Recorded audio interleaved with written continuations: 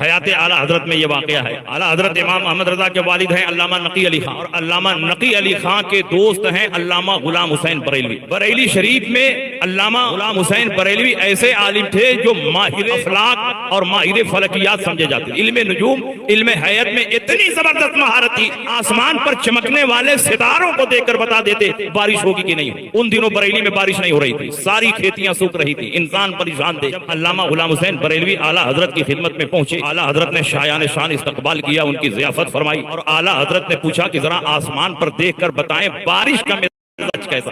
علامہ غلام حسین بریلوی نے غور سے ستاروں کو دیکھا، کاغذ پر ایک زائچہ اور نقشہ بنایا، اور اعلیٰ حضرت کی طرف بڑھاتے ہوئے فرمایا کہ اس مہینے میں بارش نہیں ہوگی، آئندہ مہینے میں بارش ہوگی. اور اعلیٰ حضرت صرف علم نجوم، علم حیات میں نہیں ماہر تھے، 100 سے زیادہ علوم و فنون میں اعلیٰ حضرت کو مہارت تامہ حاصل تھی، اور اللہ کی قدرت پر اتنا کامل ایمان تھا کہ بڑے بڑے لوگوں کا قدم جہاں ڈگمگا رہا تھا، اعلیٰ حضرت امام محمد رضا مضبوط چٹان کی طرح کھڑے نظر. اعلیٰ حضرت نے فرمایا میرے رب نے چاہا تو اسی مہینے میں بارش ہوگی. علامہ غلام حسین بریلوی نے کہا اس مہینے میں بارش نہیں ہوگی. ستاروں کی چال نہیں دیکھتے، ستاروں کی وضع نہیں دیکھتے، میرا بنایا ہوا زائچہ اور نقشہ نہیں دیکھتے، مہینے میں بارش نہیں ہوگی، آئندہ مہینے میں بارش ہوگی.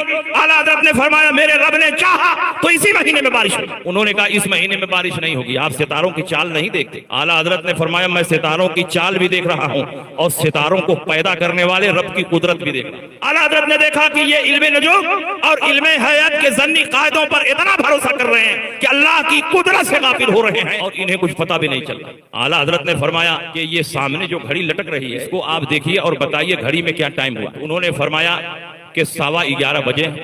اعلیٰ حضرت نے فرمایا 12 بجنے میں کتنا باقی ہے؟ انہوں نے کہا پونا گھنٹہ باقی. اعلیٰ حضرت نے پوچھا اگر پونا گھنٹہ نہیں گزرے گا تو 12 نہیں بجے گا؟ انہوں نے کہا کہ نہیں 12 نہیں بجے گا. اعلیٰ حضرت کھڑے ہوئے، ڈھکنا کھولا اور بڑی سوئی کو کھینچ کر 12 پہ کر دیا.